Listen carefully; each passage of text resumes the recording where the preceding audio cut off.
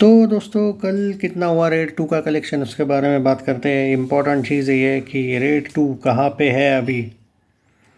Important है, देखो red to के बारे में अगर मैं बात करूँ दोस्तों, कल कल पूरे दिन में 57,000 टिकट बुक हुए। इससे एक बात तो पता चलती है कि फ़िल्म ज़बरदस्त चल रही है अभी भी। ओके, फाइनल डेस्टिनेशन का असर नहीं पड़ा, लेकिन हाँ मिशन इम्पॉसिबल का पड़ेगा, मैं खुद मानता हूँ। बट फिल्म ऑलरेडी सक्सेसफुल हो चुकी है, तो मेरे को उतना कुछ इशू नहीं लगता है अब, मतलब कितना भी चले कितना नहीं। But it's already a successful film. Super hit बोलो, ब्लॉकबस्टर बोलो, जो भी वर्डिक्ट है, हीट से तो आगे ही वर्डिक्ट मिला है। हाँ, पर फिर भी हम अपनी तरफ से, क्योंकि भाई सिर्फ 16 दिन हुए हैं फिल्म को, अच्छा नहीं लगता है। हम ट्राई करेंगे कि अच्छा खासा ये फिल्म करे, इसलिए हम लोगों को जगाने की कोशिश तो करेंगे। अर्ली एस्टिमेट तो 3 करोड़ दिखा रहा है भाई, लेकिन जो प्रोड्यूसर फिगर है वो कम आते रहते हैं। क्योंकि मुझे याद है कि उस दिन भी जो ट्रेड फिगर था वो 3.1 करोड़ था, इन लोगों ने 2.98 करोड़ दिखाया। तो वैसे भी 12 लाख कम दिखा है। आज अगर अर्ली एस्टिमेट 3 करोड़ दिखा रहे, तो हो सकता है कि ये लोग 2.75 करोड़ दिखाए।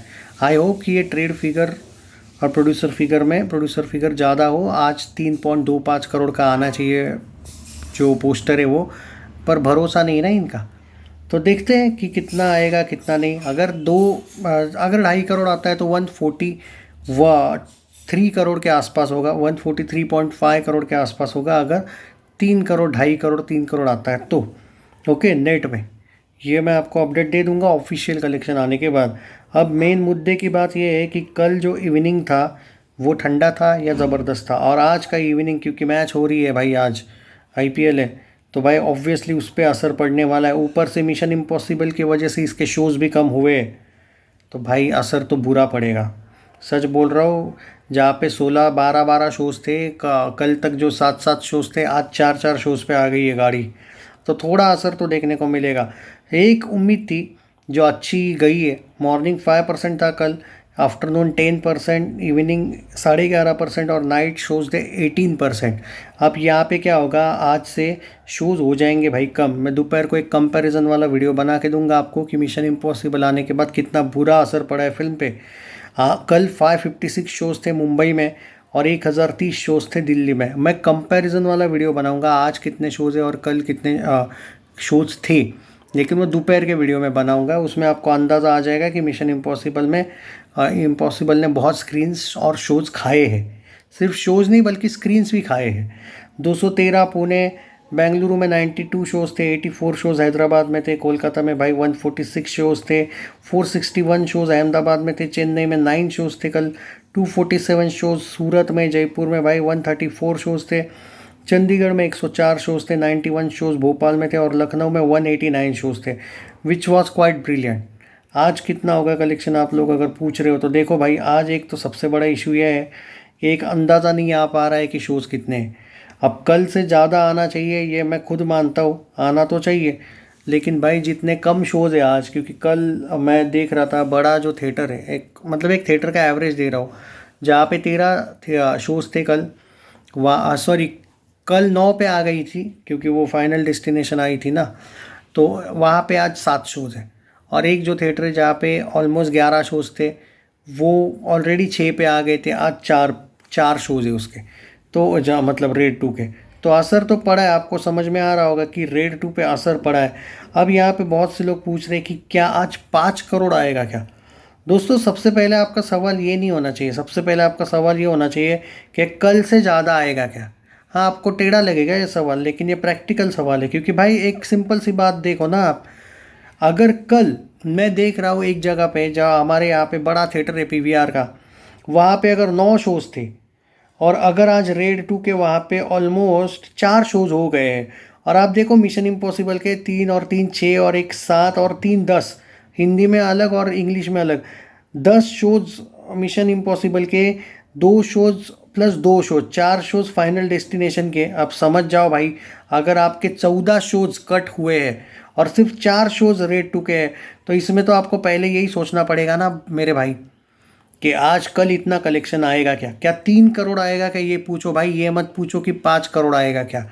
5 करोड़ तो मुझे तो आश्चर्य की बात है, अगर आ जाएगा तो आश्चर्य की बात है, पर प्रैक्टिकल बात है, उतने शोज़ ही नहीं है। और रेड टू अब ओल्ड भी हो चुकी है फिल्म, और आईपीएल भी है, तो मेरा मानना है कि 3 से लेके 4 करोड़ का कलेक्शन आ जाएगा।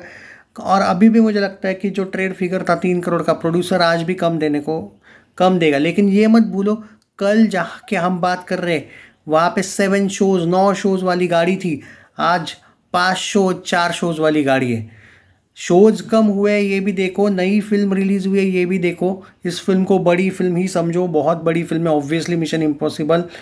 इसके वर्ल्ड वाइड हॉलीवुड की फिल्मों के 10-10 हज़ार करोड़ कलेक्शंस आते हैं भाई, वो कोई सवाल ही नहीं पैदा होता। और पिछली मिशन इम्पॉसिबल भारत में शायद 110 या 115 गई थी, ये 130 140 भी जा सकती है नेट में, इवन 150 भी। और आज बोला जा रहा है 20 करोड़ का ओपनिंग ले रही है फिल्म। उससे आपको एक अंदाज़ा आ चुका होगा कि रेड 2 का अब हो गया जो भी है। आप एक्सपेक्टेशन रखो आपकी 150 तो पहले जाएगी कंफर्म है। 150 से 160 गाड़ी लगती है, 170 नेट के लिए बहुत स्ट्रगल है, और उतने शोज़ ही नहीं है। और अगले वीक में जब 4-5 फिल्में आ रही है, उसके बाद रेड 2 का जहाँ पे अभी जो 4 शोज़ देखने को मिल रहे हैं वहाँ पे 2-2 पे गाड़ी आ जाएगी। उसके बाद सिंगल डिजिट तो आ चुकी है भाई, लाखों में आएगी फिल्म।